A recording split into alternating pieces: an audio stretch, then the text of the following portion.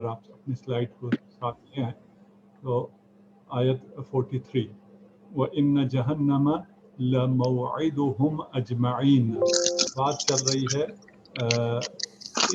پچھلی آیت میں ہم نے پڑھا تھا ان عبادی لیس لک علیہم سلطان.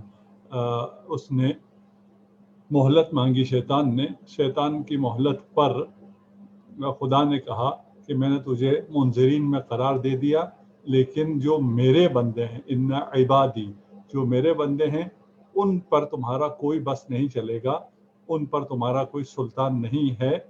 الا من اتبعک من الغاوین، صرف جو گمراہ بہکے ہوئے لوگ جو تیری اتباع کریں گے ان کے علاوہ وہ تیرے قبضے میں آ جائیں گے اور وہ تیری باتوں پر وہ کریں گے. یہ پچھلی آیت ہم نے پڑھی تھی. آج وَإِنَّ جَهَنَّمَ لَمَوْعِدُهُمْ، اور ان سب کی یعنی وہ تمام جن کو شیطان گمراہ کر لے گا ان کا ٹھکانہ، ان کا وعدہ گاہ جو ہے وہ جہنم ہے.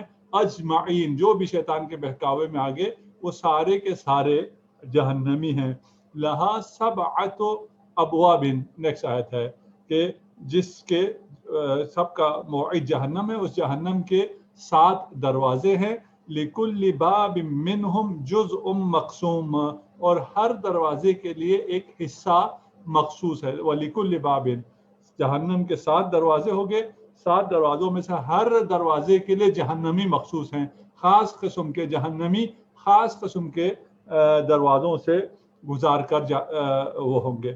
بس شیطان جہنم میں ہے، شیطان کے پیروکار جہنم میں ہیں. لیکن یہ جو شیطان کے پیروکار ہیں سب ایک ہی سطح پر نہیں ہیں، سب ایک ہی گریڈ کے نہیں ہیں. یہ مختلف طبقات کے ہیں، مختلف درجات کے ہیں. درجات تو نہیں کہہ سکتے، درجہ جنت میں ہوتا ہے، یہ طبقات ہیں. یہ مختلف طبقہ ہے اور ہر طبقے میں خاص قسم کے جہنمی ہوں گے. شیطان کے بہکاوے میں آ کر ہر شخص ایک قسم کے بہکاوے میں نہیں آتا، ہر شخص کو مختلف طریقے سے شیطان بہکاتا ہے. اور ان کو اگر سب کو کیٹیگرائز کر لیا جائے تو وہ 7 کیٹیگریز بنتی ہے. ان 7 کیٹیگریز میں سے ہر کیٹیگری والا خاص دروازے سے جہنم میں جائے گا. اور تفسیر در منصور میں حضرت ابو ذر غفاری رضی اللہ تعالی عنہ نے روایت کی ہے کہ رسالت مآب صلی اللہ علیہ وآلہ وسلم نے فرمایا لجہنم باب لا يدخل منہ الا، جہنم میں ایک دروازہ ایسا ہے جس میں سے داخل نہیں ہوں گے مگر وہ لوگ جنہوں نے مجھے اذیت دی ہوگی فی اہل بیتی واراق دماءہم بعدی، انہوں نے مجھے میرے اہل بیت کے بارے میں اذیت دی ہوگی اور میرے بعد ان کا خون بہایا ہوگا. ان کے لیے ایک خاص دروازہ ہے، اس دروازے سے جائیں گے اور اس میں وہ ہمیشہ ہمیشہ کے لیے جلیں گے. ان المتقین، قرآن بہت خوبصورت ہے. اب آپ کو جہنم کا بتایا کہ ان جہنم لموعدہم اجمعین لہا سبعۃ ابواب لکل باب منہم جزء مقسوم. فوراً بعد ان المتقین فی جنات وعیون. اللہ اکبر. جہنمیوں کا حال سنا، جہنمیوں کا حال شیطان کی اتباع میں ہوا. ہم نے اعوذ باللہ من الشیطان اللعین الرجیم پڑھا، ہم نے شیطان کو اپنے سے دور کیا. جہنم سے ہم الحمدللہ دور ہو گئے. دور ہو کر کیا ہوا؟ ہم متقی ہو گئے. ان المتقین فی جنات وعیون، متقین کی تو حالت یہ ہے کہ وہ جنات میں ہوں گے، باغات میں ہوں گے، وہاں پر چشمے ہوں گے. متقی کا لفظ جو ہے وقایا سے ہے، اس کا ویسی جو ترجمہ کیا جاتا ہے وہ پرہیزگار کا کیا جاتا ہے اور خدا سے ڈرو کا کیا جاتا ہے. خدا کا تقوی اختیار کرو یعنی خدا سے ڈرو. لیکن جو اس کا لغوی معنی ہے وہ بچنے کے ہیں، محافظت کرنے کے ہیں. وَوَقَاهُمْ عَذَابَ الْجَحِيمِ، سورہ دخان ہے کہ اللہ نے انہیں جہنم کے عذاب سے بچا لیا. آواز ٹھیک ہے؟ آواز سے کوئی پرابلم تو نہیں؟ میں نے پنکھا چلایا ہوا ہے، اگر آج پنکھا پہلی دفعہ چلایا ہے، پنکھے سے آواز کی میں ڈسٹربنس تو نہیں ہے؟ نہیں آگا بالکل صحیح آواز ہے. الحمدللہ.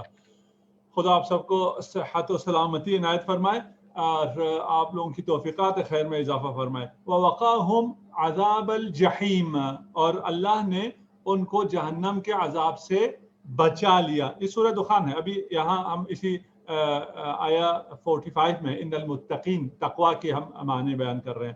تقوا کا مطلب بچانا ہے، محافظت کرنا ہے. وقاہم، وقا یقی، وہی اسی تقوا جو ہے وقا یقی سے، اس میں اللہ نے بچایا. پس اس کا تقوا کا اصل مطلب، لغوی مطلب یہ ہوا کہ انسان اپنے نفس کو ہر اس چیز سے بچائے جس سے نفس کو غضن پہنچتی ہو، نقصان پہنچتا ہو، اس سے بچائے. اس کے نتیجے میں اصطلاحی معنی یہ ہو گیا کہ متقی جو ہوتا ہے، تقوا کیا ہے کہ ہر گناہ اور پلیدی سے اپنے آپ کو بچانا اور ہر واجب کام کو انجام دینا. امیر المومنین علی ابن ابی طالب ارشاد فرماتے ہیں کہ اوصیکم عباد اللہ بتقوی اللہ التی ہی الزاد، کہ میں تمہیں تقوی اللہ کی وصیت کرتا ہوں، اور کیا جو کہ جوائن کروں. میں نے موسم کو بتایا، کہتے ہیں یہ تو اچھا شعیب سے کام کر، یہ والا تو ان تقوی اللہ حمت اولیاء اللہ محارمہ، کہ جو تقوی الہی ہے وہ اولیاء اللہ کو، اللہ کے دوستوں کو، اللہ کے اطاعت گزاروں کو بچاتی ہے. حمد محارمہ، حرام کاموں سے، جس کو حرام قرار دیا اس سے تقوی ان کو بچاتی ہے. وَأَلْزَمَتْ قُلُوبَهُمْ مَخَافَتَهْ، اور قلوب کو خوف خدا دلاتی ہے. یعنی خوف خدا لازمہ تقوی ہے. اگر آپ اپنے آپ کو برے چیزوں سے بچائیں گے، اچھے چیزوں کی طرف جائیں گے، تو تقوی کا لازمہ خوف خدا ہے. خوف خدا عام چیزوں کے خوف سے جدا ہے، اور یہ خوف علم کے بعد آتا ہے، معرفت کے بعد آتا ہے. خدا کی رحمت اور رحمانیت اور عظمت کو درک کرنے کے بعد جو خوف آتا ہے وہ تقوی کا لازمہ ہے. اچھا، اب یہ جب آئے دوسری طرف شیطان اور جہنم والوں کی بات ہوئی، ان المتقین فی جنات وعیون ادخلوها بسلام آمنین. یہ جو متقی ہیں جنات و عیون میں ہیں، اب ان سے کہا جا رہا ہے ادخلوها، اس جنت میں داخل ہو جاؤ، بسلام آمنین، سلامتی اور امن کے ساتھ جنت میں چلے جاؤ. اچھا، اگر آپ کو کہا جائے نا کہ سلامتی کے ساتھ چلے جاؤ، اس کا مطلب یہ ہے کہ کوئی بہت خطرہ تھا اور آپ کو اس خطرے سے محفوظ رکھا گیا. محفوظ رکھنے کے بعد آپ جب اپنے مقصد پہ پہنچ گئے تو آپ کہتے ہیں الحمدللہ میرا بچہ سلامتی سے پہنچ گیا. آج کل کووڈ تھا، مشکلات تھی، اور اس کو ٹریول کرنا بھی ضروری تھا اور اس کو جانا بھی تھا، مثلا انڈیا سے گزر کے جانا تھا جہاں آج کل حالات بہت خراب ہیں. اور جب وہ اپنے ڈیسٹینیشن میں پہنچ گیا اور آپ نے کال کر لی، کہیں گے الحمدللہ آپ سلامتی سے پہنچ گئے، وہ آپ کو یہ خبر دے گا کہ میں صحیح سلامتی سے میں پہنچ گیا. مطلب یہ ہے کہ راستے میں خطرہ تھا. ادخلوها بسلام آمنین، راستے میں بہت خطرہ تھا. وَإِن مِّنكُمْ إِلَّا وَارِدُهَا، تم میں کوئی ایسا نہیں ہے جو جہنم میں سے نہ گزرے، جو پل صراط سے نہ گزرے. جب ایسا ہے تو ان تمام خطرات سے، جو کہ محشر کے بعد بھی خطرات ہیں، یہ دنیا میں بھی خطرات تھا، نفس تھا، شیطان تھا، ان تمام خطرات سے گزر کے محفوظ جب آپ جنت میں پہنچ گئے تو آپ کو خطاب آئے گا ادخلوها بسلام آمنین. خدایا ہمارے کان اس خوبصورت آواز کو سنیں اور ہم سے یہ خطاب کیا جائے قیامت کے دن، ادخلوها بسلام آمنین، صحیح سلامتی، صحیح امن، حقیقی کامیابی، حقیقی فوز عظیم یہی ہے کہ قیامت کو جنت پالو، قیامت کو عذاب جہنم سے نجات حاصل کر لو، قیامت کے دن رضوان اللہ تک رسائی ہو جائے، جوار معصومین ملے. اس وقت یہ خطاب کتنا مزہ دے گا. ادخلوها بسلام آمنین ونزعنا ما فی صدورهم من غل. یہ بہت خوبصورت آیت ہے، بہت خوبصورت آیت ہے. کاش اس آیت کو میں سمجھا پاؤں، سمجھ پاؤں. سب سے پہلے تو یہ کہ اس آیت کو میں سمجھ پاؤں، اپنی عملی زندگی میں میں اس آیت کو سمجھ لوں. وَنَزَعْنَا مَا فِي صُدُورِهِمْ، یہ متقین کے بعد ہو رہی ہے. متقین سے کہا گیا ہے کہ وہ جنات و عیون میں ہیں.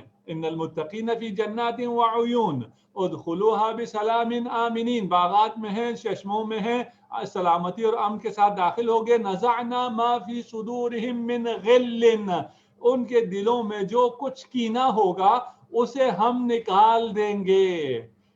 متقی جب اپنی اس اجر کو پا رہا ہے، اپنی تمام تر زحمتوں کا صلہ پا رہا ہے، تو اس کا صلہ اسے کیا مل رہا ہے؟ اس کو جنت و عیون مل رہا ہے، اس کو سلامتی اور امن مل رہی ہے. اور اسی کیٹیگری میں جنات میں عیون اور سلامتی اور امن کی کیٹیگری میں سے ایک نعمت کیا ہے کہ آپ کے دل سے کینے کو نکالا جا رہا ہے. اللہ اکبر، کتنی بڑی چیز ہے. اگر اس کو میں آج سمجھ لوں اور اس کینے کو میں آج اپنے دل سے نکال دوں تو میں آج جنت میں ہوں. مجھے جنت میں جا کے سکون ملنا تھا وہ سکون میں ابھی پا سکتا ہوں. میں نے یہ جو کینہ رکھا ہوا ہے یہ دوسرے کو اذیت نہیں کرتا، یہ مجھے عذاب دیتا ہے، یہ مجھے اذیت دیتا ہے، یہ مجھے پریشان کرتا ہے، یہ مجھے نقصان پہنچاتا ہے. اگر کسی کو یہ بات سمجھ میں آ جائے کہ یہ کینہ مجھے نقصان پہنچاتا ہے، میں یہ کینہ اپنے دل سے نکال کیوں نہ دوں، اپنے اختیار سے کیوں نہ نکال دوں، اس مرحلے کا یقیناً اس مرحلے کا میں کینہ نہیں نکال سکتا.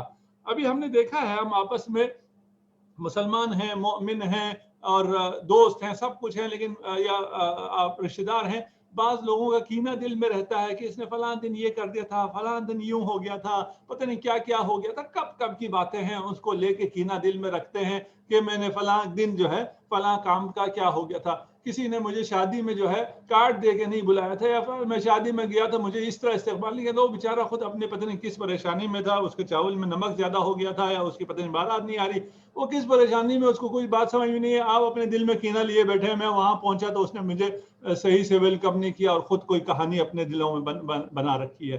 اور بہت سی چیزیں ہو سکتی ہیں بالکل جینون ہوا ہو اور اس نے دوسرے نے آپ کے ساتھ بہت برا کیا ہو، اس کی وجہ سے آپ کے دل میں کینہ ہے. نکال باہر کرو ان کینوں کو. نزعنا ما فی صدورہم من غل، اور ان کے دلوں میں جو کینہ ہے ہم انہیں نکال دیں گے. اس کے بعد کیا ہوگا؟ اخوانا علی سرر متقابلین، جنت ہو گئی نا، دوستوں کے ساتھ خوشی خوشی، پھر وہ برادرانہ تختوں پر آمنے سامنے بیٹھے ہوئے ہوں گے اور بغیر کینے کے محبت کے ساتھ، خالص محبت کے ساتھ اگر اپنے برادر کو دیکھ رہے ہیں اور ان کے ساتھ بیٹھ کے گپ لگا رہے ہیں اور باتیں کر رہے ہیں تو یہ پھر جنت ہے. اس جنت کو یہی حاصل کرو، کینوں کو اپنے دل سے نکالو. لا یمسہم، ابھی چل رہا ہے وہی سلسلہ چل رہا ہے جو متقین کو آپ کو ملیں گی. متقین یعنی آپ کو جو ملیں گی. متقی سے کم پہ راضی نہ ہونا، متقی سے کم پہ قناعت نہ کرنا، دنیا کی ہر چیز چھوڑ دو. یہ صفت وہ ہے جس کو نہیں چھوڑا جا سکتا. اس کے بغیر زندگی نہیں ہے، اس کے بغیر کوئی زندگی کا لطف نہیں ہے. تقویٰ کے بغیر کوئی کامیابی نہیں ہے. تقویٰ ہی سے تمام کامیابیاں سیکیور ہوتی ہیں. وَيَتَّقِ اللَّهَ يَجْعَلْ لَهُ مَخْرَجًا، جو تقویٰ اختیار کرتا ہے اس کے سامنے خدا راہیں کھول دیتا ہے اور اس کو من حیث لا یحتسب رزق دیتا ہے. پھر میں تقویٰ چھوڑ کے کدھر جاؤں؟ لا یمسہم فیہا نصب، وہاں انہیں کوئی تکلیف نہیں پہنچے گی. نصب یعنی وہاں پر وہ کوئی ایسی چیز جس کو ایگزاشن کہتے ہیں، کہ میں تھک جاؤں اور میں چور چور ہو جاؤں، مجھے تکلیف ہو. یہ ضروری نہیں ہے کہ یہ تکلیف اور ایگزاشن جو ہے کسی معصیت سے ہی ہو یا کسی تکلیف سے ہو یا کسی سزا سے ہو. آپ شادی ہو رہی ہے، آپ کی شادی ہو رہی ہے، آپ کے بچوں کی شادی ہو رہی ہے، اس میں آپ اتنا زیادہ خوش ہوتے ہیں کہ خوشی اور یہ تمام فیسٹیولز اور فلان کے بعد بھی ایک لمحہ آ جاتا ہے جب آپ تھک جاتے ہیں. آپ کہتے ہیں نہیں میں اب بہت تھک گیا ہوں، اب میں کوئی خوشی وشی نہیں، میں جا رہا ہوں سونے کے لیے، ٹھیک ہے نا، I'm done، میں پورا ہو گیا، ٹھیک ہے نا، اور میں جا رہا ہوں، میں ختم ہو گیا. وہاں آپ کو ایسی خوشیاں ملیں گی اور آپ خوشیاں ایسی پارٹیز کریں گے کہ اس کے بعد آپ اس میں تھک جائیں پارٹی کر کر کے، خوشیاں کر کر کے، باتیں کر کر کے، انجوائے کر کر کے، اور اس کا سوال پیدا نہیں ہوتا ہے. وما ہم منہا بمخرجین، اور اگلی خوشخبری یہ ہے جنت میں تمہیں ڈالا جائے گا، ہر چیز تمہیں دی جائے گی، تمہارا وہاں پہ ارادہ نافذ ہوگا، جو چاہو گے بولنا نہیں پڑے گا، سوچو گے، ارادہ کرو گے، تمہارے سامنے حاضر ہو جائے گی. تمہارا دل کینے سے پاک صاف شفاف ہو چکا ہے اور اخوان کے سامنے سلل متقابلین بیٹھ کے باتیں کر رہے ہو، جو پارٹیز کر رہے ہو اس میں بھی تھکاوٹ کی کوئی چیز نہیں ہے. اس دنیا سے نکلنے کا بھی نہیں ہے. تمہاری یہ دنیا جتنی بھی شیرین ہو جائے، جتنی بھی خوبصورت ہو جائے، یہ دنیا رہنے کی نہیں ہے، ادھر سے جانا ہے، انتقال ہو جانا ہے، ایک دن اعلان ہو جانا ہے فلاں کا انتقال ہو گیا ہے. یہ وہ ہے جس سے آپ کو نکالا نہیں جائے گا. بس اس آیت شریفہ میں ایک یہ ہے کہ وہ جنات میں داخل ہوں گے. جنات میں عیون ہیں، باغات ہیں، ایک چشمے ہیں، دو سلامتی ہے، تین اور امن ہے، چار اور نزعنا کہ ہم نے ان کے دلوں سے حسد کو نکال دیا اور وہ داخلی سکون اور آرامش اور عیش اور نفسانی و قلبی سکون میں آ جائیں گے. لا یمسہم فیہا نصب، اور کسی قسم کی مشقت اور تکلیف ان کو نہیں ہوگی. اور آخری یہ ہے کہ وما ہم منہا بمخرجین، اور اس زندگی میں ہمیشہ ہمیشہ کے لیے وہ رہیں گے. آیت 49 نبئ عبادی انی انا الغفور الرحیم. قربان جاؤں اس آیت پر میں. نبئ، اے رسول خبر دے دیجئے، بتا دیجئے. نبئ، بتا دیجئے. اپنے رسول سے کہہ رہے ہیں میرے رسول انہیں بتا دیں. کس کو بتا دیں؟ عبادی، میرے بندوں کو بتا دیجئے. اللہ اکبر. سن لو عباد اللہ، اللہ کے بندو تمہارے لیے یہ خبر ہے، اور خدا تمہیں عبادی کہہ کر خبر دے رہا ہے. خدا تمہیں میرے بندو، خدا میرا کہے نا. اب تم خود دیکھ لو تم کس کس کو اپنا کہتے ہو، کتنی مشکل سے کہتے ہو کہ یہ میرا ہے. عبادی انی انا نحن نزلنا الذکر وانا لہ لحافظون. وہاں تکبر تھا، یہاں کتنا پیار ہے. نبئ عبادی انی، کہ میں انا الغفور، کہ میں بہت زیادہ غفران درگزر کرنے والا ہوں، اور رحیم ہوں، مہربان ہوں. وَأَنَّ عَذَابِي هُوَ الْعَذَابُ الْأَلِيمُ. میرے بندوں سے یہ بتا دو میں غفور ہوں، میں رحیم ہوں، لیکن میرا عذاب بھی بڑا شدید عذاب ہے، میرا عذاب بھی آسان عذاب نہیں ہے. اچھا یہاں پر دیکھیے گا یہ جو نبئ عبادی ہے کہ میرے بندوں کو خبر دے دو. یہ میرے بندے، ہمیں لگتا یہ ہے کہ جو خدا کے بندے ہوں گے وہ تو مؤمنین ہیں، وہ متقین ہیں، وہ انبیاء ہیں، ائمہ ہیں، صلحاء ہیں، شہداء ہیں. وہ نہیں. خدا یہاں کہہ رہا ہے میرے بندوں. میرے بندے کون؟ تمام گناہگاروں کو بھی شامل ہے یہ. قل یا عبادی، سورہ زمر ہے، قل یا عبادی الذین اسرفوا علی انفسہم. کہہ دو میرے ان بندوں سے جنہوں نے اپنے نفسوں پر، اپنی جانوں پر ظلم کیا ہے. لا تقنطوا من رحمت اللہ، اللہ کی رحمت سے مایوس نہ ہونا. عبادی سے کہہ دو ان اللہ یغفر الذنوب جمیعا، میرے بندوں سے کہہ دو میں تمہارے سارے گناہ معاف کر دوں گا. یہاں بھی گناہگاروں سے کہا جا رہا ہے عبادی جان لو میں غفور و رحیم ہوں، تمہارے گناہ جتنے بھی ہوں پلٹ کر آ جاؤ. تمہیں ابھی جب تک سانسیں باقی ہیں تمہارے پاس فرصت ہے. ان فرصت کے لمحات کو، رمضان کے لمحات کو ضائع نہ کرو، پلٹ کر آ جاؤ. میں غفور ہوں، میں رحیم ہوں. اور اگر پلٹ کر نہ آؤ تو ان عذابی هو العذاب العلیم. وہاں کتنی تاکید سے کہا ہے کہ میں ان عبادی انی انا الغفور الرحیم، لیکن عذاب میں نہیں. ان عذابی هو العذاب العلیم. لیکن میرے عذاب کو بھولنا نہیں. یہ نہیں ہے کہ تم اگر آؤ گے تو میں بہت پیار کروں گا، اور اللہ تم میرے پیار کے بغیر تمہارا گزارا چلے گا. نہیں، تمہارا گزارا نہیں چلے گا. نوید مغفرت اور رحمت تاکید کے ساتھ ہے، لیکن اگر اس میں نہ آئے، رحمت اور مغفرت کو حاصل نہ کیا، تو پھر خدا کا عذاب ہے.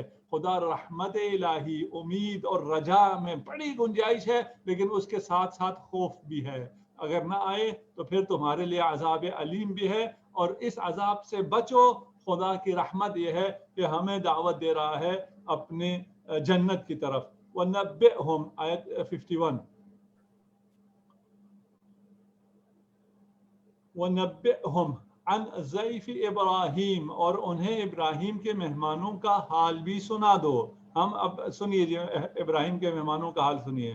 اذ دخلوا علیہ فقالوا سلاما، جب وہ ابراہیم کے ہاں داخل ہوئے اور انہوں نے سلام کیا. قال انا منکم وجلون، ابراہیم نے فرمایا کہ ہم تم سے خوف زدہ ہیں. اچھا، یہ فرشتے انسانی شکل میں حضرت ابراہیم کے پاس داخل ہوتے ہیں.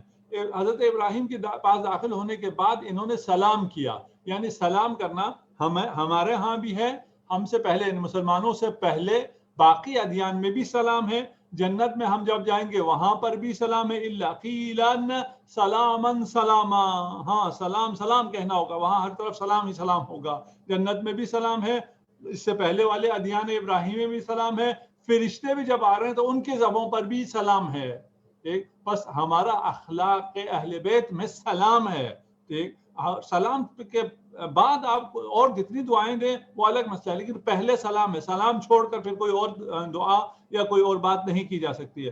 بس یہ جب آئے فرشتے عام انسانوں کی شکل میں آئے تو حضرت ابراہیم نے انہیں بنا ہوا بچڑا پورا، جسے آج کل ہم کیا کہتے ہیں سجی کر کے یا پتہ نہیں اسٹیم کر کے، آپ کو پتا ہے مجھے ان چیزوں کا زیادہ نہیں پتا، ان کی ضیافت کی، ان کے سامنے دسترخوان رکھا اور بچڑا رکھا اور روسٹڈ رکھا، انہوں نے ہاتھ ہی نہیں لگایا، جب انہوں نے ہاتھ ہی نہیں لگایا تو انہوں نے کہا یہ کوئی اجنبی ہیں، اس کی وجہ سے جب کہا دخلوا علیہ فقالوا سلاما قال انا منکم وجلون، اسے آپ کے پاس صحیح آ رہا تھا، پہلے صحیح آ رہا تھا 52 جی، قال انا منکم وجلون، کہ ہم تم سے خوفزدہ ہیں، اس لیے کہ حضرت ابراہیم کو پتہ چل گیا کہ یہ عام وہ نہیں ہیں اور انسان نہیں ہے یا عام متعارف لوگ نہیں ہیں، یہ کیوں نہیں کھا رہے ہیں۔ اور دیکھیے گا ایک بات ہمیشہ یاد رکھیں کہ کریم وہ ہوتا ہے جو کھلاتا ہے، جو عطا کرتا ہے، اور ساتھ میں کریم کی یہ خصوصیت بھی ہوتی ہے اگر اسے کوئی چیز دے تو وہ اس کو قبول بھی کرتا ہے۔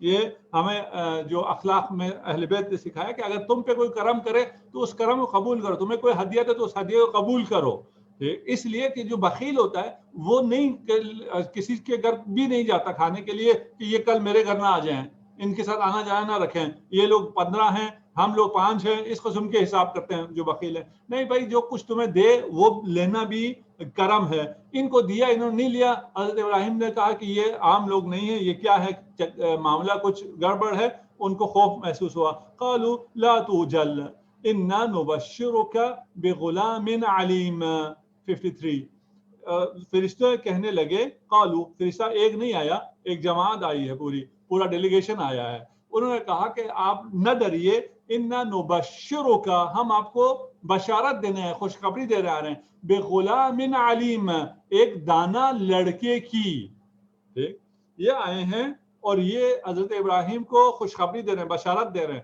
اور بشارت بچے کی نہیں دے رہے ہیں، لڑکے کی دے رہے ہیں۔ غلام جو ہے وہ ٹین ایجر ہوتا ہے، ٹھیک، یعنی ایک علیم دانا بھی ہے اور تین بھی ہے، لڑکا بھی ہے، ہم آپ کو لڑکے کی جو دانا لڑکا ہے اس کی بشارت دے رہے ہیں، یعنی پیدا تو بچہ ہی ہوگا لیکن بچہ بڑا ہوگا، بڑا ہو کر دانا بھی ہوگا، اور تمام چیزوں کی بشارت ابھی ہی دے رہے ہیں کہ آپ کو لڑکا بھی عنایت کیا اور وہ نشوونما بھی کرے گا، بڑا بھی ہوگا اور لڑکا بھی بنے گا اور وہ دانا بھی ہوگا۔ قال، حضرت ابراہیم نے کہا، آیت 54،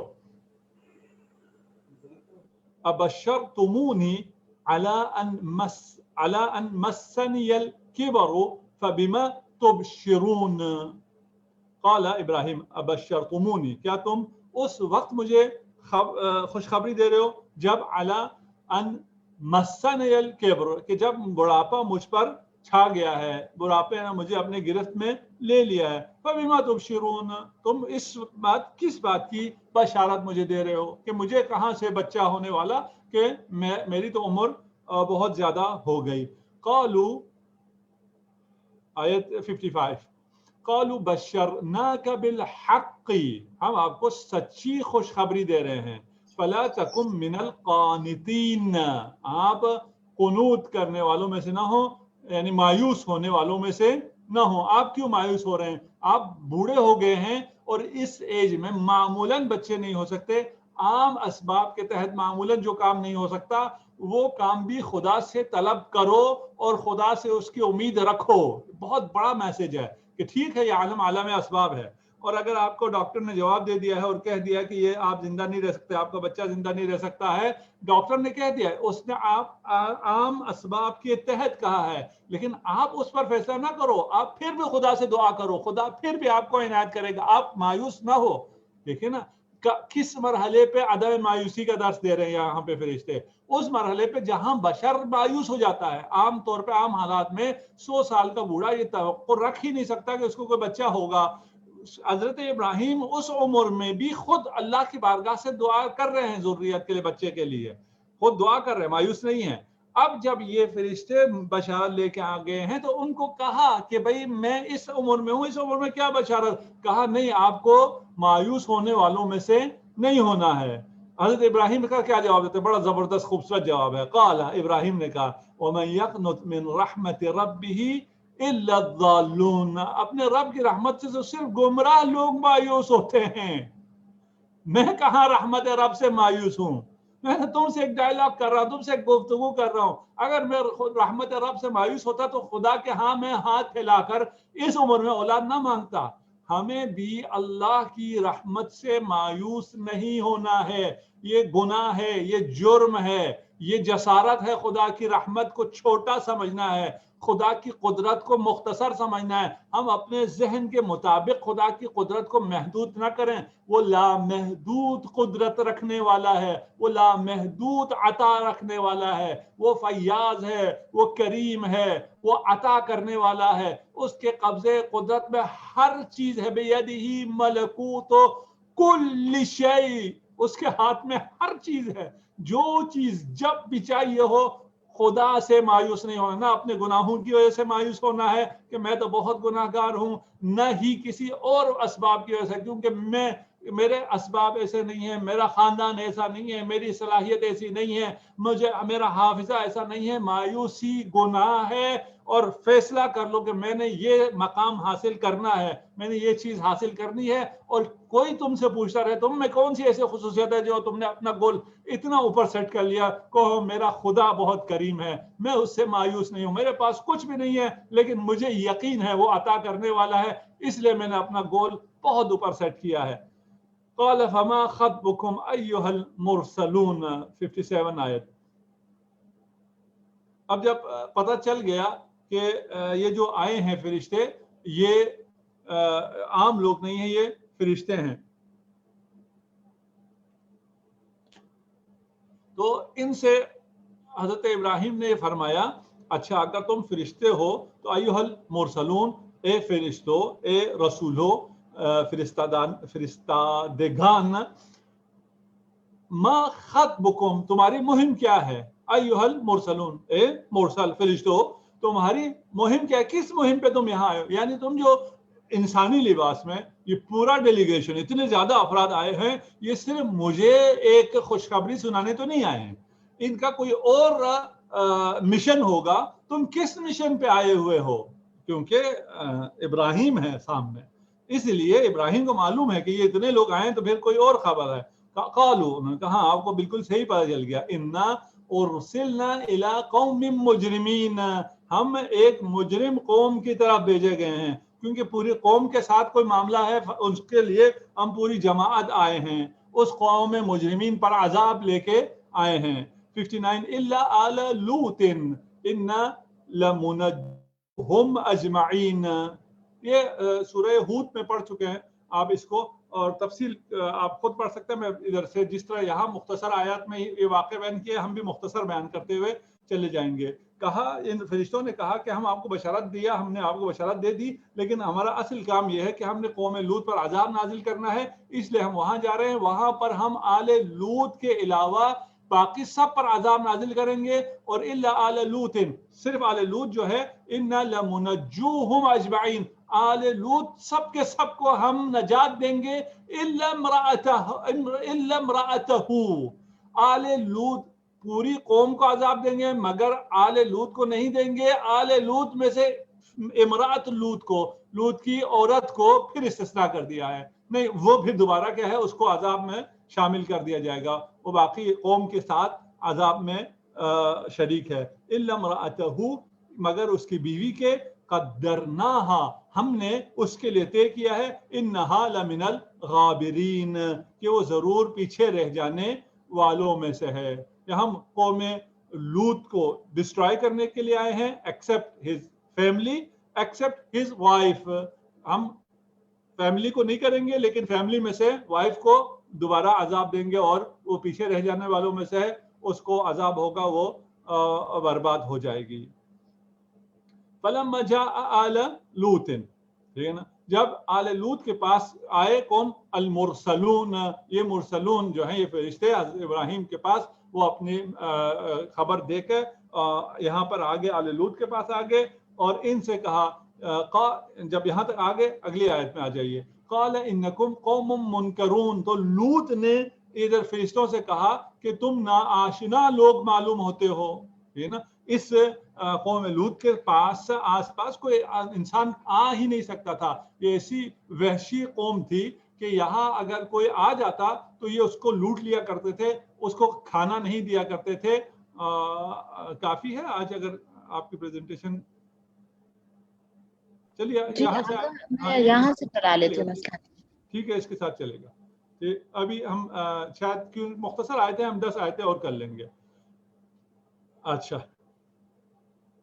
जब भूल गया मैं क्या कह रहा था, लेकिन यहीं से कि ये कौम लूत के पास आए तो हजरत, हाँ, उनका बयान कर रहा था कि ये जो कौम लूत है, ये जब कोई गरीब वहां पहुंचता था, और उस जमाने में तो ये था ना कि रेस्टोरेंट्स तो नहीं होते थे कि वहां जाके पे करे और वो वहां से खा ले, वहां तो उस इलाके के लोग उसको से खाना लेना होता था, ये उसको खाना नहीं देते थे और वो भूख से मर जाया करता था, मरता था तो उसके कपड़े उतारते थे और उसको बरहना दफन कर दिया करते थे, और लूट मार और बाकी जो अखलाकी उनके रजाइल थे, इसलिए यहाँ पर लोग सालिम इस तरह तो नहीं पहुंचते थे। इसलिए उन्होंने हजरत लूत ने कहा कि तुम नाआशना लोग मालूम होते हो। कालू, फरिश्तों ने कहा, बल जिअनाका बिमा कानू फीही यमतरून, हम आपके पास वही चीज लेके आए हैं जिसके बारे में ये लोग शक कर रहे हैं। यमतरून, ये लोग जिस चीज के बारे में शक कर रहे हैं वही चीज हम लेके आए हैं, यानी आपकी कौम अजाब के बारे में शक करती है, हम इनके लिए अजाब लेकर आए हैं। व आतैनाका बिल हक़्क़ि, 64 आप साथ साथ देख रहे हैं, व आतैनाका बिल हक़्क़ि, और हम आपके पास अम्रे हक लेकर आए हैं, व इन्ना लसादिकून, और हम बिल्कुल सच्चे हैं। अच्छा, उसके बाद आयत 65 पे आ जाइए, फ़अस्रि बिअहलिका बिक़ित्अम मिनल लैल। अब ये फरिश्ते जो हैं वो हजरत लूत से कह रहे हैं, फ़अस्रि, अस्र रात के सफर को कहते हैं, सुब्हानल्लज़ी अस्रा सूरह इसरा में जो है, ये ना, फ़अस्रि बिअहलिका, अपने फैमिली को, खानदान को लेकर, बिक़ित्अम मिनल लैल, रात के एक हिस्से में, एक पहर में अपने खानदान को लेकर निकलिए। वत्तबि अदबारहुम, आप हजरत लूत से कह रहे हैं आप अपनी फैमिली के पीछे पीछे रहिए, इसलिए कि आपको तो खबर दी गई है कि क्या होने वाला है, इन पे अजाब नाजिल होने वाला है, आपकी फैमिली को अभी पता नहीं है, इसलिए उनको आगे रखिए, हो सकता है कोई तसाहुल करे, सुस्ती करे, ना चले, और आप खुद पीछे पीछे रहिए, किसी को रहने न दें, चलते रहने दें, इधर से मकान अजाब से दूर हो जाए।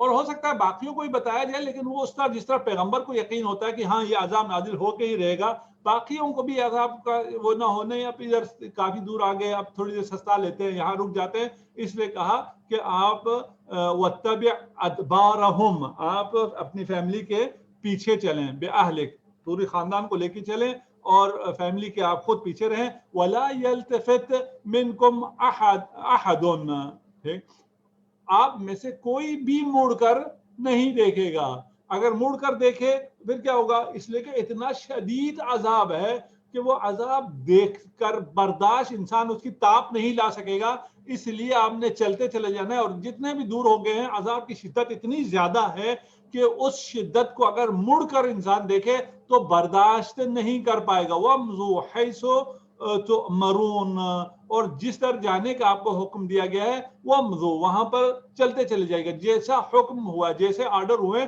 उसके मुताबिक अमल करके चले जाएं। वक़ज़यना इलैहि ज़ालिकल अम्र, और हमने लूत को अपना फैसला पहुंचा दिया।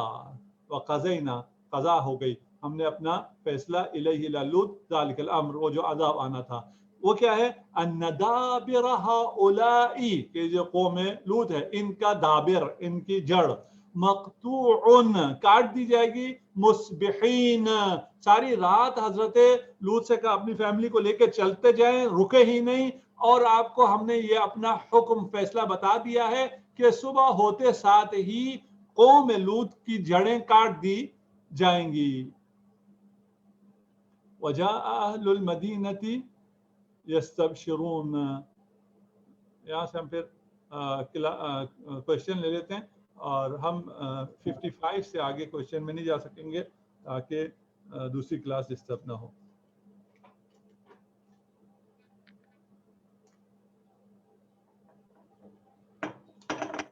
لے لیتے ہیں.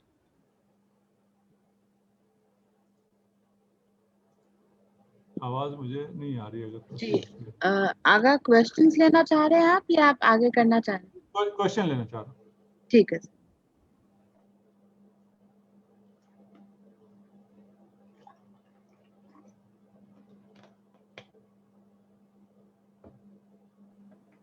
جی آپ نے ہینڈ ریز کیا ہوا ہے، تازن ذرا پوچھ لیں.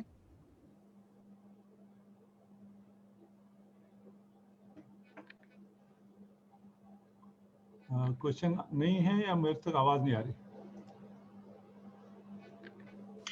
السلام علیکم. کر لیں آپ.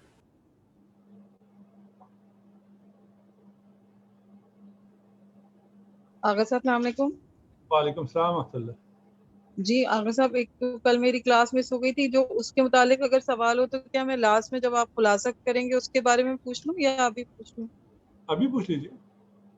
اچھا آغا صاحب، آیت نمبر 38 میں جو الی یوم الوقت المعلوم جو شیطان کو مہلت دی گئی ہے، یہ بار بار یہ آیت آئی ہے، کئی دفعہ آئی ہے قرآن. تو یہ امام زمانہ کے ظہور تک کی مہلت دی گئی ہے. اور دوسری آج کے بارے میں، آج کا جو لیسن ہے اس کے بارے میں مجھے پوچھنا تھا، قوم لوط کی بستی کیا ابھی بھی مطلب کرۂ ارض پہ موجود ہے؟ لوگ اسے کچھ ویڈیوز ہوتی ہیں یوٹیوب پہ ہیں کہ قوم لوط، تو یہ ہے موجود ابھی؟ جہاں تک پہلا، جی صحیح سمجھ آ گیا، سوال آ گیا آپ کا. پہلا سوال جو ہے وہ ہمیں جو بتایا گیا ابھی آیت میں وہ یہی ہے کہ یہ ایک معلوم وقت ہے، قیامت تک کے لیے مہلت نہیں ہے. قیامت سے پہلے تک اس کے، یعنی اس نے مانگا قیامت تک ہے یوم یبعثون، لیکن جواب میں آیا ہے کہ وقت معلوم، کہ مہلت دی گئی ہے. منذرین، انت من المنذرین کہہ دیا، ہاں تم منذرین میں سے ہو، اس کا تو شک نہیں ہے، لیکن کب تک اس کا بیان نہیں ہوا.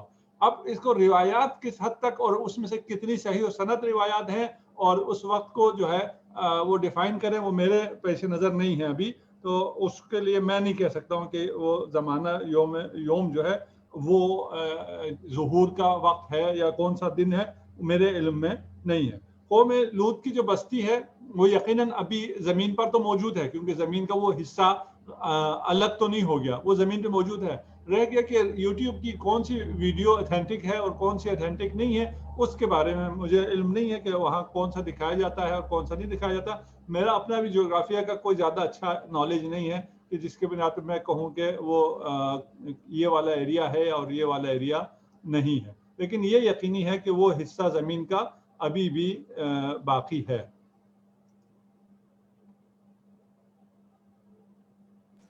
السلام علیکم. آقا ایسا آپ کہہ رہے تھے کہ جو عباد ہیں یہاں ہر بندہ مراد ہے، تو مطلب میں نے تو ہمیشہ عبداللہ کا میں نے یہ سوچا ہے کہ جو خدا کے بندے ہیں جو ایٹ لیسٹ کوشش کرتے ہیں عبادت کی، تاکہ معبودیت کا حق ادا نہیں کر سکتے ایٹ لیسٹ کوشش تو کریں، تو وہی عبادت مخاطب ہوں گے. اور کیونکہ گناہ تو مومن بھی کرتا ہے نا، صرف نبی ہی ہے جو گناہ نہیں کرتے، مطلب ان سے خطا سرزد ہوتی ہے. تو ان کے خدا نے کہا کہ اے میرے بندو جو اپنے نفس پہ جنہوں نے ظلم کیا تو میں میری رحمت سے نا امید نہ ہوں. اور اس کے علاوہ جس طرح آپ صلی اللہ علیہ وسلم کی جو ہے کہ میری جو ہے شفاعت میری امت سے جو گنہگار ہیں ان کے لیے ہوگی. تو وہاں بھی، وہاں جب ہم آئمہ کی حدیث دیکھتے تو وہاں بھی شیعہ مراد ہیں، اور شیعہ کی جو ڈیفینیشن ہے وہ تو یعنی مومن کی ڈیفینیشن پوری اترتی ہے. ہم لوگ شیعہ نہیں ہیں، کیونکہ ایکچوئل شیعہ تو جس کا یہ ہے کہ جو کہ تمام واجبات ادا کرتا ہو، مطلب اس کی تو بہت ساری کیٹیگریز ہے. ایون دین امام جب صادق کی حدیث ہے کہ جو نماز شب ادا نہ کرے ہمارا شیعہ نہیں. تو ہماری اب ریگولیرٹی تو نہیں ہے کسی بھی چیز میں. تو کیا یہاں عباد وہی مراد نہیں ہے جب خدا نے عباد کہا ہے کہ جو مطلب ایٹ لیسٹ کوشش کرتے ہیں، مطلب ہم سے بہتر ہیں؟ ٹھیک ہو گیا. ایک تو یہ ہے نا، آپ کو ایک پیکیج مل رہا ہے، آپ اس کو کوشش کر رہے ہیں کہ آپ کو نہ ملے. آپ سے مراد میں اپنے جیسے انسانوں کو کہہ رہا ہوں، ٹھیک ہے نا. اور यहाँ पर है इबादी, मेरे बंदो, और ऐनन यही जो है सूरह ज़ुमर में भी है, कुल या इबादियल्लज़ीना असरफू अला अनफुसिहिम, जिन्होंने अपने नफ्सों पर जुल्म किया है, अपनी जानों के साथ ज्यादती की है। अब ये जो इसराफ किया है अला अनफुसिहिम, ये शिर्क भी हो सकता है, ये कुछ भी हो सकता है, ये ना, जो मर्जी किया है, ला तक़नतू मिन रहमतिल्लाह, अल्लाह की रहमत से मायूस नहीं होना चाहिए। ये तमाम हैं तो इबादुल्लाह ना, ठीक है ना, ये इबादत नहीं करते हैं और माना ये हकीकी में अल्लाह के बंदे नहीं हैं कि ये नहीं, ये क्योंकि मासियत करते हैं इसलिए बंदे नहीं है। वह इल्ला उबूदियत खुदाबंदी से खारिज तो नहीं है, सब अल्लाह के ही मखलूक हैं, सब अल्लाह ही के बंदे हैं, सब अल्लाह ही के हकीकी बंदे हैं, मजाजी भी नहीं है। हम हक की उबूदियत अदा नहीं करते, वो एक अलग मसला हो गया। ये लुत्फ और करम खुदा है कि अभी भी इन्हें खिताब करते हुए इतने प्यार से इबादी कहता है कि मेरे इबाद, मैं तुम्हारी सारे, इन्नल्लाह यग़फिरुद्दुनूब जमीआ। यही एक हज़रत फातिमा ज़हरा सलामुल्लाह अलैहा से भी हदीस है जिसमें आपने ये फरमाया इन्नल्लाह यग़फिरुद्दुनूब जमीआ। हमने अभी जो रोज़ाना एक हदीस वीडियो करते हैं उसमें इस हदीस को पढ़ा था, तो वहाँ किसी ने कमेंट में ये कहा था, ये कैसे आपने कह दिया कि सब बख्शे जाएंगे, सब नहीं बख्शे जाएंगे। भाई यहाँ खुदा खुद कह रहा है, आपको उसके बाद फिर कोई उस कंडीशन लगाने की जरूरत नहीं है कि ये लोग बख्शे जाएंगे, ये लोग नहीं बख्शे जाएंगे, ये इससे मुराद ये है, इससे मुराद वो है। ये नब्बि इबादी अन्नी अनल गफूर रहीम, सबके लिए, कोई भी इसमें, हाँ वो कोई ना आए खुदा की तरफ से गुफरान तलब ना करे, तौबा ना करे, वो अलग मसला है कि हम कहते हैं हाँ फला फला जो है वो में अब तौफीक तौबा ही नहीं है, तो उसकी बात नहीं कर रहा, खुदा भी उसकी बात नहीं कर रहा। जो तौबा करे उसका गुज़श्ता जैसा मर्जी हो उसको खुदा कबूल कर रहा है। और इसमें इबाद में ये अमूमियत है। रह गया कि हम शिया जो है ना, सही जो शिया और उसकी जो टॉप क्वालिटी है वो हम नहीं है, वो अलग मसला है। वइल्ला हम शिया हैं और हमें इसी पे फख्र है कि हम शिया हैं और हम इसका दावा करते हैं। और मुझे ज़्यादा इत्मीनान इस वजह से होता है, अपने अमाल को देखने से इत्मीनान नहीं होता। हमसे बहुत से लोग सिर्फ इसलिए नफरत करते हैं कि हम शिया हैं, और हम कुरान में बयान करें तो उधर से आगे से गालियां देते हैं, और उनकी नफरत की वजह सिर्फ ये है कि हम शिया हैं। उस वजह से कल क़यामत के दिन हम खुदा से ये कह सकेंगे कि अगर अइम्मा से भी कि हमारी शफाअत कीजिएगा, और अगर आपकी जो क्वालिटीज है उसके मुताबिक नहीं है, आपके दुश्मन तो हमें शिया कहते थे, आपके इसी बात पर जो बुग़्ज़ है हमारे दुश्मनों का, उस बुग़्ज़ की वजह से हम शिया हैं। बिस्मिल्लाहिर्रहमानिर्रहीम जी, अस्सलाम वालेकुम, सॉरी फॉर बीइंग लेट। कल के कमेंट से अपना सवाल मरबूत करूंगी, मुझे ये कॉन्सेप्ट क्लियर नहीं हुआ। कॉन्सेप्ट ये मेरा कहना ये है कि हदायत का एक निज़ाम है जो बड़ा वेल प्लान्ड और वेल थॉट है, और डेफिनेटली एक प्लानर अल्लाह ताला उसको रन कर रहा है। लेकिन उसके मुकाबले में हमें निज़ाम इब्लीसियत नज़र आता है जो आज के दजाली निज़ाम से भी लिंक करता है, वो भी उसी के मुकाबले में वेल प्लान और वेल थॉट है। मुझे ये बात समझ नहीं आती, जब कायनात का प्लानर एक है तो कायनात के निज़ाम दो क्यों हैं? और दूसरा निज़ाम, हदायत का निज़ाम अल्लाह ने अपने हाथ में रखा, तो क्या ज़लालत का पूरा निज़ाम उसको दे दिया, अपने दुश्मन को? Thank you so much. ठीक हो गया। अच्छा, निज़ाम एक ही है, निज़ाम दो नहीं है, ठीक है ना। कायनात में निज़ाम एक है और वो सारा हिदायत का निज़ाम है। कायनात में नज़्म एक है, नाज़िम एक है, राह एक है, इहदिनस सिरातल मुस्तकीम, ठीक है ना, एक ही है। अब उसी एक रास्ते में कुछ जो है वो हिदायत पर हैं, शाकिर हैं, ठीक है ना, और कुछ कफूर हैं, कुछ रास्ते पर हैं, कुछ ने रास्ता छोड़ दिया है। जिन्होंने रास्ता छोड़ा है उनको आप निज़ाम नहीं कहेंगे, निज़ाम एक ही है, ठीक है, नाज़िम भी एक ही है, हिदायत भी एक ही है, रास्ता भी एक है। रास्ता छोड़ना मुमकिन है, इसलिए रास्ता छोड़ना मुमकिन है कि हम यहाँ आजमाइश के लिए आए हैं, और आजमाइश बगैर इख्तियार के मुमकिन नहीं है। आजमाइश इसके बगैर मुमकिन नहीं है कि आपको आज़ादी दी जाए और आपको रास्ता दिया जाए और उसके बाद आपको सारी हिदायत और सब कुछ दिया जाए, उसके बाद भी आप उस रास्ते को छोड़ दें। इसीलिए हम अर्ज करते हैं अक्सर कि कामयाब होना मुश्किल नहीं है, नाकाम होना मुश्किल है। कामयाब हो तो पूरा निज़ाम आपके साथ है, اور ہم میں سے بہت سے لوگ جو خیر کرتے ہیں، اچھا کرتے ہیں، اپنے اطراف کے کچھ دوستوں کو دیکھ کے، ان کے تمسخر کو، ان کی ہوٹی کو دیکھ کے ہم کہتے ہیں نہیں یار حجاب بڑا مشکل ہے، داڑھی رکھنا بہت مشکل ہے، نماز وقت پڑھنا بہت مشکل ہے، کیونکہ یہ لوگ جو ہیں، یہ لوگ کتنے چار کیڑے مکوڑے، یہ جو لوگ ہیں جو کفر کر رہے ہیں، جو ہدایت سے دور ہیں، یہ کیڑے مکوڑے ہیں، چار کیڑے مکوڑے، باقی کا پورا نظام، پوری کائنات، پوری خدائی، پورے فرشتے، پورے اسباب سب آپ کے ساتھ ہیں، وہ ان کو نظر نہیں آتے، ان کو یہ چار لوگ نظر آتے ہیں۔ بس دو نظام نہیں ہے، ایک نظام ہے۔ اس ایک نظام میں کیونکہ آپ کو آزادی ہے، آپ کے علاوہ کسی کو بھی معصیت کا کوئی حق نہیں ہے، انسان کے علاوہ، اور انسان اور جن کو اختیار ہوا ہے، اس کے علاوہ کوئی عصیان کر ہی نہیں سکتا، معصیت کر ہی نہیں سکتا، نہ فرشتے، نہ کوئی اور مخلوقات، نہ سورج، نہ چرن، نہ پرند، کوئی معصیت نہیں کر سکتا، جس کا جو کام ہے وہ وہی کام کرتا ہے دقیق۔ ہم لوگ ہدایت کا راستے پر چلنے کے لیے کیونکہ ہمیں آزادی ملی ہے، اس آزادی میں آپ کو بہکانے والے ہیں، اور وہ بہکانے والے شیطان ہیں اور باقی چیزیں ہیں، نفس ہے، اور اس کی وجہ سے اس کو ہم نظام پورا نہیں کہہ سکتے ہیں۔ اور نظام میں ایک اور بھی چیز ہے، آپ کو اگر سیلف ڈیولپمنٹ میں بھی آپ کو اگر تعمیری کام کرنا ہے تو وہ مشکل ہوتا ہے، تخریبی کام کرنا وہ بڑا آسان ہوتا ہے، آپ کو ویٹ لوز کرنا ہے، اسمارٹ رہنا ہے، بڑا مشکل ہے، لیکن آپ کو موٹا ہونا ہے آپ کے لیے بڑا آسان ہے، کھاتے پیتے رہے آپ موٹے ہوتے چلے جائیں گے۔ اس لیے ہمیں لگتا ہے کہ یہ دو نظام ہیں، اور دونوں نظام میں وہ بھی بڑا اسٹرانگ نظام ہے، اس کا ابلیسیت کا کوئی اسٹرانگ نہیں ہے۔ جی آپ پوچھ سکتے ہیں سوال۔ جی آغا 3 سوال آئے ہیں۔ ایک جی حقوق العباد بھی کیا عبادت میں شامل ہے؟ ٹھیک، ایک سوال باقی دو، 2 بھی ابھی بتا دوں یا چل میں ابھی یہ لے لیتا ہوں۔ ٹھیک، حقوق جو ہے نا حق ہے، عبادت نہیں ہے، یہ حق ہے، ایک حق اللہ ہے، ایک حق العباد ہے۔ ٹھیک، اچھا رہ گیا جو لوگوں کا حق ہے وہ عبادت نہیں ہے۔ میں مثلا آپ نے میرے 10 روپے دینے ہیں، ابھی آپ نے کانٹریکٹ کیا تھا، کہا تھا آپ ہمیں 10 دیں، ہم آپ کو 10 روپے دیں گے، یہ 10 روپے لینا، یہ اجرت لینا میرا حق ہے، ٹھیک ہے نا، یہ آپ مجھے دیں گے، یہ عبادت نہیں ہے۔ ہو سکتا ہے آپ نے مزدوری کرائی ہو، آپ نے اس کو پورا کرنا ہو، اس لیے یہ عبادت نہیں ہے، لیکن ادا کرنا واجب ہے، ضروری ہے۔ عبادت صرف خدا کی ہوتی ہے، جب آپ حقوق اللہ ادا کرتے ہیں وہ عبادت ہے۔ جو حقوق الناس ادا کرتے ہیں وہ عبادت نہیں ہے، لیکن ادا نہ کریں تو معصیت ہے، کیونکہ اللہ نے کہا ہے کہ ان حقوق العباد کو ادا کرو۔ اور آپ یہ جو ہم ابھی سب پڑھ رہے ہیں نا کہ خدا نے کہا انی انا الغفور الرحیم، خدا تو معاف کرنے والا ہے، لیکن اگر آپ توبہ نہ کریں، اور حقوق العباد میں توبہ یہ ہے کہ آپ ان کے حقوق کو ادا کریں، ٹھیک ہے نا۔ حقوق اللہ میں آپ میرے اتنے گناہ ہیں، میں کیا خدا کو ادا کروں، میں معافی مانگ سکتا ہوں، لیکن میں نے کسی کے 100 روپے دینے ہیں، اب میں پچھتایا ہوں کہ میں نے اتنے عرصے سے دبائے رکھے تھے، نہیں دے رہا تھا، انکار کر رہا تھا، آج جا کے میں کہہ دوں میں بہت شرمندہ ہوں، اور اپنے کوئی ایگو اور فلان نہ ہو، اور میں کہوں یہ میں نے آپ کو پیسے دینے تھے، آپ یہ لے لیں۔ نیکسٹ سوال کیا تھا؟ جی آغا یہ قوم لوط کی تمام عورتیں تو برے کام نہیں کرتی تھیں، تو وہ کیوں عذاب میں شامل ہوئی؟ صرف اس لیے کہ ان کی بیویاں تھیں اور روکا نہیں انہوں نے؟ اور آج کل اگر کوئی قوم لوط والے کام کرتا ہو اور اس کی بیوی کو پتہ چل جائے تو اسے کیا کرنا چاہیے؟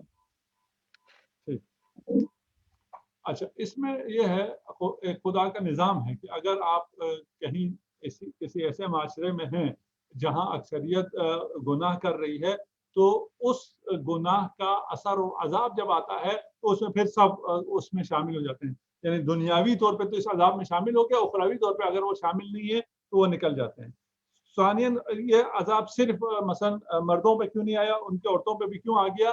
یہاں پر جن مردوں کو نجات مل رہی ہے، اسی قوم لوط کی اسی مثال میں جہاں آل لوط کو نجات مل رہی ہے، اس میں مرد عورت دونوں ہیں، یہ نا آل لوط کو نجات مل رہی ہے، اسی آل میں سے جو بیوی ہے اس کو نجات نہیں مل رہی ہے، یعنی مرد کو نجات مل رہی ہے، بیوی کو نجات نہیں مل رہی ہے۔ بس یہ جرم جو ہے وہ صرف مردانہ نہیں تھا، اس میں یہ پوری قوم شریک تھی، اس میں امرات لوط بھی شامل تھی، یعنی بیوی جو نبی کی بیوی ہے وہ بھی اس جرم میں شامل تھی، اور وہ بھی انہی غابرین میں سے تھی، پیچھے رہ جانے والوں میں سے تھی۔